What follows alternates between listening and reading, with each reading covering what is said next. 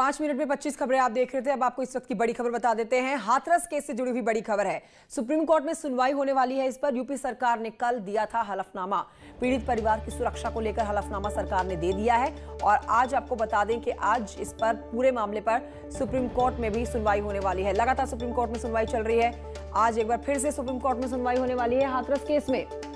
UP सरकार ने कल दिया था हलफनामा। पीड़ित परिवार की सुरक्षा को लेकर यह हलफनामा सरकार ने दिया था। तो पीड़ित परिवार की सुरक्षा को लेकर लगातार मांग करती हुई योगी सरकार हलफनामा सरकार दे चुकी है कोर्ट में। आज एक बार फिर से सुप्रीम कोर्ट में सुनवाई।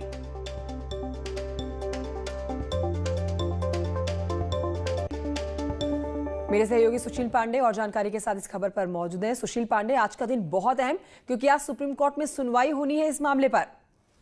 जी बिल्कुल कंचन, देखिए आज का दिन बेहद अहम कि आज इस पूरे मामले में सुप्रीम कोर्ट में उत्तर प्रदेश सरकार के हलफनामे पर चीफ जस्टिस की बेंच सुनवाई करेगी।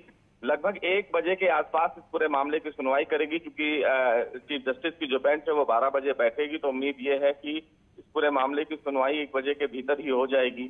उत्तर प्रदेश सरकार ने कंचन अपने हलफनामे में ये स्पष्ट कर दिया है कि जो परिवार है, पीड़ित का परिवार, उसको 3 लेयर की सुरक्षा में रखा गया है।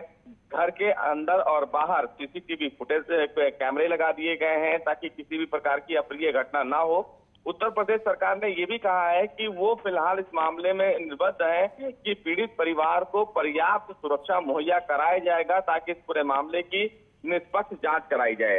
उत्तर प्रदेश सरकार ने कंचन अपने हलफनामे में महत्वपूर्ण बात एक बार ये कही है कि सीबीआई से इस पूरे मामले से मॉनिटर जरूर करवाना चाहिए, जांच जरूर करवाना चाहिए, क्योंकि अगर इस पूरे मामले की जांच सीबीआई करती है और उसकी निगरानी सुप्रीम कोर्ट करता है तो निश्चित रूप से इस मामले में निष्पक्ष जांच और निष्पक्ष न्याय की उम्मीद की जाएगी।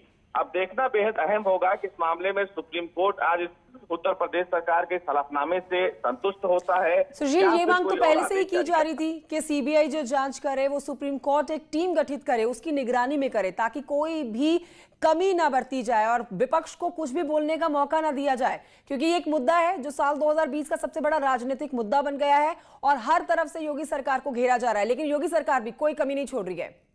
जी बिल्कुल कंचन, देखिए साफ तौर से ये एक अहम बात है कि जो पीड़ित परिवार सीबीआई जांच की बात एक बार कर रहा था, उसके बाद अब वो ये कह रहा है कि एसआईटी से ही मामले की जांच करवाई जाए। अब देखना बेहद अहम होगा कि आखिर बयान बार बार पलटा क्यों जा रहा है, क्योंकि पिछली बार जब सुनवाई हुई तब ये स्पष्ट किया गया कि सीबीआई से इस मामले में जांच ना करवाई जाए, एसआईटी ही जांच इस मामले में कर रही है, वही पर्याप्त है। लेकिन सवाल इस मामले में निष्पक्ष जांच की है। अगर इस मामले में निष्पक्ष जांच की जरूरत है तो कहीं ना कहीं इस मामले में सीबीआई जांच बिल्कुल निष्पक्ष जांच की पूरी उम्मीद लगाई हुई है क्योंकि एक नतीजा चाहिए इस पूरे मामले पर। शुक्रिया आपका सुशील पांडे जानकारी देने के लिए।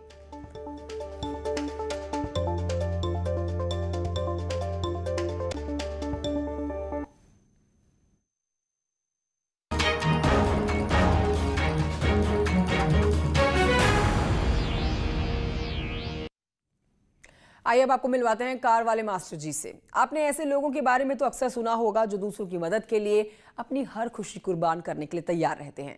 आज हम आपको मिलवा रहे हैं एक ऐसे ही शख्स से जो रिटायर होने के बाद आराम से घर में बैठने की बजाय उन बच्चों की शिक्षा की अलग से सेवा कर रहा है, अलग उनके अंदर जगा रहा है जो आर्थिक तंगी के चलते कोरोना काल में शिक्षा से बेहद दूर हो गए हैं। ये बच्चों को घर नहीं बुलाते बल्कि खुद अपनी कार से वहां उनके पास पहुंच जाते हैं, इसलिए बच्चे इन्हें कहते हैं कार वाले मास्टर जी। रिपोर्ट देखिए।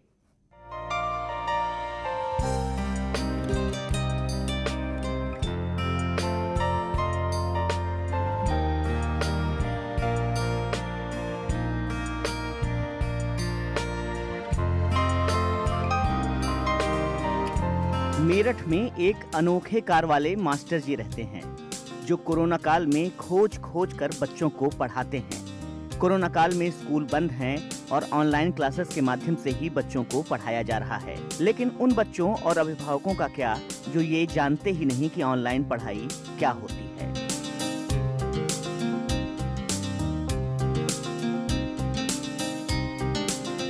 ऐसे बच्चों के लिए कम से कम मेरठ में कार वाले मास्टर जी किसी वरदान से कम नहीं हैं। कार वाले मास्टर जी अपनी कार से रोजाना निकलते हैं और झुग्गी झोपड़ी के पास या किसी भी पेड़ की छांव में 2-4 बच्चों की पाठशाला लगा देते हैं।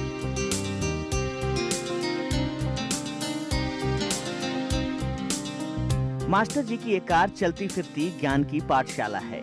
कार वाले मास्टर जी को ये नाम बच्चों ने ही दिया है। कोरोना काल में स्कूल बंद हैं और ऑनलाइन क्लासेस का शोर हर तरफ सुनाई दे रहा है। ऐसे में उन बच्चों का क्या जो ऑनलाइन का अर्थ तक नहीं जानते। बच्चे तो बच्चे, उनके अभिभावक भी स्मार्टफोन से परिचित नहीं हैं और न ही ऑनलाइन क्लासेस से। ऐसे बच्चों को कार वाले मास्टर जी मुफ्त की शिक्षा दे रहे हैं। कार वाले मास्टर जी बीबी शर्मा का कहना है कि उनका ये विचार काफी पुराना है, लेकिन मौका अब जाकर मिल पाया है। मैं 2015 में रिटायर हुआ हूँ, तभी से था कि बच्चों के लिए कुछ करना है, समाज के लिए कुछ करना है, वापस इसमें लगा रहा। शुरू में तो मेरे यहाँ जो मेड वगैरह आती है उनके बच्चों को पढ़ाता रहा मैं पढ़ाता, मेरी बेटी पढ़ाती रही और बड़ी इससे मुझे कहते बड़ा खुशी होती है। अभी इस साल 12वीं में उसको 70% नंबर आए हैं और 3 विषयों में डिस्टिंक्शन मिली है उसे। हाँ, तो मेरी बेटी अंदर मैंने मिलकर पढ़ाया था और 2 साल पहले से मैं यूनिवर्सिटी के अंदर पढ़ा रहा हूँ। मैं एक ग्रुप हमारा बना वहाँ पर साथियों का, अनंग पाल हैं, हमारे एक शर्मा जी हैं, SK शर्मा जी, हम लोग मिलकर पढ़ाते हैं, 45 बच्चों को पढ़ाते हैं। इस काम के लिए वो अकेले नहीं हैं। समाज के हर तबके के लोग उनके साथ जुड़े हैं और किसी न किसी तरह से इस जज्बे को सलाम करते हुए मदद के हाथ को आगे बढ़ा रहे हैं। कि बहुत अच्छे कर रहा हूँ, मैं तन मन से सेवा कर रहा हूँ, धन से नहीं कर रहा। तो तन मन से बहुत है। और जहाँ तक बच्चों की बात है, सहायता के लिए इतने लोग आ जाते हैं कि बच्चों की पूरी मदद हो जाती है। बच्चों की फीस की बात हो, बच्चों की किताबों की बात हो, यूनिफॉर्म की बात हो, बहुत लोग हेल्प करने के लिए आ जाते हैं। सारा नोट डाउन करता हूँ क्या पढ़ाना है। कुछ टीचर ने अगर ऑडियो दे रखी, वीडियो रखी, वो कुछ देखने की कोशिश करता हूँ और लगभग मैं 11 से 5-10 मिनट पहले या 11 बजे यहाँ पहुँच जाता हूँ। ये बच्चे मेरे यहाँ पहले मिलते हैं मुझे यहाँ पर। इन बच्चों को होमवर्क भी देते हैं, अपनी डायरी भी आप मेंटेन किए हुए हैं। पूरा कराता हूँ, स्कूल वाला काम पूरा कराता हूँ। जो चैप्टर नया शुरू हुआ, कैसे पढ़ाना है, क्या पढ़ाना है, उसके बारे में बेसिक क्या है क्या नहीं है। कई लोगों ने, एक सज्जन ने मुझे ग्लोब ला के दे दिया था, जब भूगोल पढ़ा था, ग्लोब के साथ भूगोल पढ़ाया मैंने, तो बच्चों को और मज़ा आया। तो ऐसी बहुत सारी चीज़ें आ जाती हैं। एक सज्जन आए, उन्होंने मुझे स्टूल पकड़ा दिया कि साहब स्टूल ले लीजिए, तो हमने स्टूल से काम शुरू कर दिया। तो चीज़ें आती रहती हैं, ऊपर से हेल्प आती रहती है, हम काम करते रहते हैं। मेरा काम शिक्षा देना है और बच्चे उससे फ़ायदा उठा रहे हैं, मुझे खुशी हो रही है। बीबी शर्मा बच्चों को ही होमवर्क नहीं देते, अपना होमवर्क भी हमेशा पूरा रखते हैं। इसलिए घर से निकलने से पहले आज क्या क्या करना है, कहाँ जाना है, किस बच्चे को क्या जरूरत है, सब चीजों की तैयारी सुबह ही कर लेते हैं। किस किस बच्चे का क्या होमवर्क रहा और उनको क्या क्या पढ़ाना है, पूरा डेट वाइज ये लिखा हुआ है। आप देखिए इस डायरी में कि 20 अगस्त 2020 से क्लास शुरू हुई है, तो पूरा बाकायदा इसमें डिटेल्स लिखी हुई है। नोट करता हूँ 20 को क्या मिला, 24 को क्या मिला। इवन आज, जैसे आज मैं सुबह नोट करके लाया हूँ, तो आज का जो काम मिला, संस्कृत में नील शिगाल पढ़ाया गया है, इंग्लिश में लेसन 10 पढ़ाया गया, स्टोरी और बाइसिकल पढ़ाई गई है। इसके अलावा कल मैथ्स पढ़ाया गया था, मैथ्स में मेजरमेंट पढ़ाए गए थे या LCM पढ़ाया गया था। मैं उनको LCM आज पढ़ा रहा हूँ ताकि बेस क्लियर हो जाए उनका। मेरठ के रहने वाले स्टेट बैंक में AGM के पद से रिटायर हुए बेबी शर्मा कहीं भी किसी पेड़ की छांव में अपनी पाठशाला लगा देते हैं। कभी किसी झुग्गी झोपड़ी के पास अपनी कार से चले जाते हैं, तो कभी किसी बस्ती में जाकर ज्ञान का उजियारा फैलाने की कोशिश करते हैं।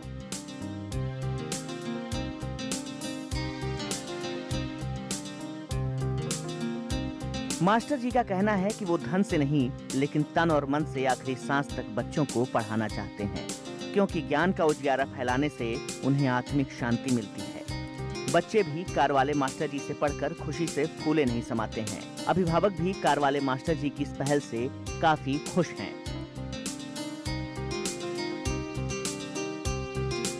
बच्चों को हमारी यही पढ़ाते हैं जी, यूनिवर्सिटी में पढ़ाते हैं। अब तो फिलहाल में आए नहीं, आज नहीं अच्छी शिक्षा मिल रही है यहाँ पे, गुंजाइश है नहीं, गरीब आदमी है, यहाँ पे आकर बहुत सुकून मिल रहा है। मास्टर जी को पढ़ाते देख कई स्वयंसेवी संस्थाएं भी बच्चों की मदद के लिए आगे आ रही हैं। कभी कोई संस्था मास्टर साहब को किताबें भेंट करती है, तो कभी बच्चों को पेन पेंसिल दे देती है। मास्टर साहब की कार चलती फिरती ज्ञान की पाठशाला है। वाकई में अगर ऐसा प्रयास दूसरे जिलों के लोग भी करें, तो कोई भी बच्चा अशिक्षित नहीं रहेगा। पूर्व प्रधानमंत्री अटल बिहारी वाजपेयी ने लिखा है कि भरी दोपहरी में अंधियारा, सूरज परछाई से हारा, अंतरतम का नेह निचोड़े, बुझी हुई बाती सुलगाएं, आओ फिर से दिया जलाएं। और ये शिक्षा का दिया कार वाले मास्टर जी जला रहे हैं। कैमरा पर्सन अभिषेक शर्मा के साथ उमेश श्रीवास्तव, न्यूज़ 18 मेरठ। ब्रेक के बाद आपका स्वागत है। अब आपको आगे बढ़ते हुए बताएंगे कि इतिहास में दर्ज होने के साथ ही अब कोविड-19 पाठ्यक्रम में भी शामिल हो गया है। पाठ्यक्रम ऐसा कि बकायदा 3 महीने का सर्टिफिकेट भी मिलेगा और इस सर्टिफिकेट के नाम होगा कोविड-19। ये पहल वाराणसी में राजश्री टंडन मुफ्त विश्वविद्यालय ने की है, जिसके लिए सभी केंद्रों पर 15 अक्टूबर से कोविड-19 की कक्षाएं चलानी शुरू हो जाएंगी। क्या है इस सर्टिफिकेट का मकसद, देखिए इस रिपोर्ट में।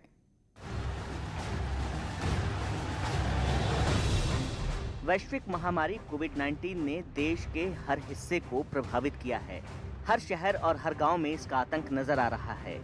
तमाम इंतजाम के बावजूद लोगों की लापरवाही बरतने के चलते देश में अब तक 1 लाख से ज्यादा लोग इस महामारी का शिकार हो चुके हैं। देश में लाखों लोग इससे प्रभावित भी हुए। हालांकि करीब 90% कोरोना के मरीज ठीक भी हुए, लेकिन खतरा अभी भी बना हुआ है। ऐसे में राजर्षि टंडन ओपन यूनिवर्सिटी ने इस बीमारी के नाम से सर्टिफिकेट कोर्स शुरू किया है। इसके लिए बाकायदा क्लासेस भी शुरू हो चुकी हैं। पहले फेज में इसकी ट्रेनिंग अध्यापकों और कर्मचारियों को दी जा रही है, जो ट्रेंड होने के बाद स्टूडेंट्स को इसका सिलेबस भी पढ़ाएंगे। कोरोना की वजह से जब विश्वविद्यालय बंद था और तमाम दिक्कतें पाठ्यक्रम को संचालित हो रही थी, तो इस कोरोना पर जब पूरे विश्व में चारों तरफ रिसर्च अध्ययन हो रहे हैं, तो समाज को भी इस रिसर्च और अध्ययन से समाज के विद्यार्थियों को जोड़ने के लिए इस एक नए कोर्स के बारे में कुलपति जी ने सोचा तथा उन्होंने विश्वविद्यालय के कुछ प्रोफेसरों को इसके बारे में अध्ययन करने के लिए कहा। ये कोर्स पूरे 3 महीने का है, जिसमें कोविड के इतिहास, कोविड कहां से आया और उसका परिचय और दूसरे कई अहम पॉइंट्स को शामिल किया गया है।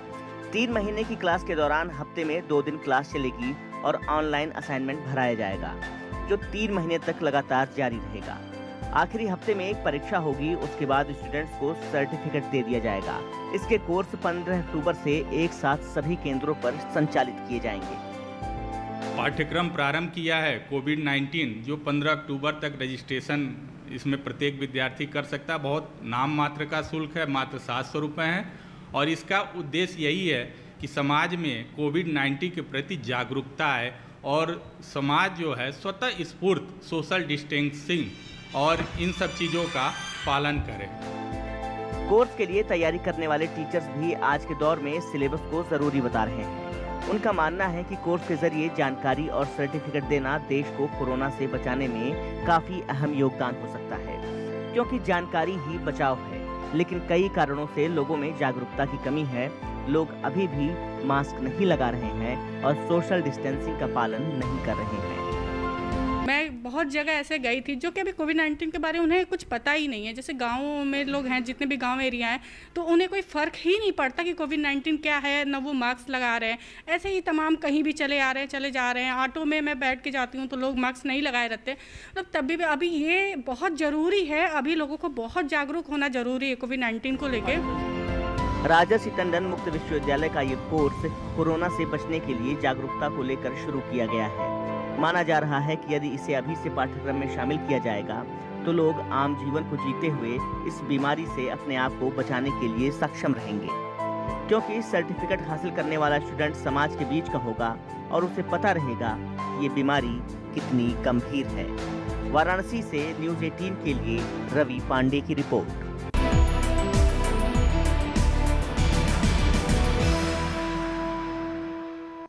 और आइए आगे बढ़ते आपको एक बड़ी खबर बता देते हैं। आज से खुलेंगे सिनेमा हॉल। 7 महीने की बंदी के बाद से खुल जाएंगे आज देश भर में सिनेमा हॉल। कोविड-19 की दिशा निर्देशों का ध्यान रखना होगा।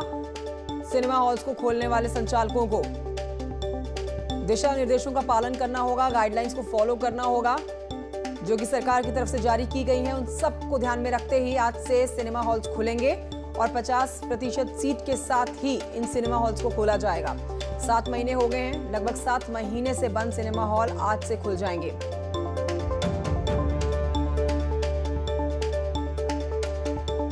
तो अनलॉक 5 में हम आपको बता रहे हैं कि आज का बहुत अहम दिन, बहुत बड़ा दिन। ना सिर्फ सिनेमा हॉल बल्कि स्विमिंग पूल ये भी खोल दिए जाएंगे, पार्क्स खोल दिए जाएंगे, जहां पर आज से आवाजाही शुरू हो जाएगी आम जन की। लेकिन ध्यान रखनी होंगी वो सब बातें जो गाइडलाइंस जारी की गई हैं, उन्हें फॉलो करना होगा, बहुत बहुत जरूरी।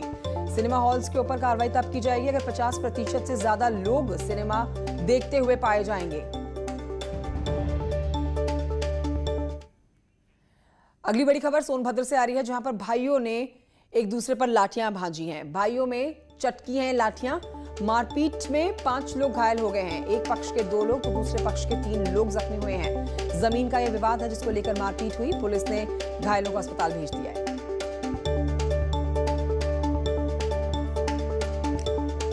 सोनभद्र की बड़ी खबर आपको बता रहे हैं, 2 पक्षों में मारपीट होती है। मारपीट कुछ इस कदर कि दोनों ही पक्ष से लोग घायल होते हैं। घायल अवस्था में लोगों को अस्पताल में भर्ती कराया गया है और मामला पुलिस ने दर्ज कर लिया है। 5 लोग बताए रहे हैं जो घायल हुए हैं, एक पक्ष से 2 और दूसरे पक्ष से 3। और इसी के साथ एक छोटे से ब्रेक के लिए रुक रहे हैं, जल्द लौटेंगे।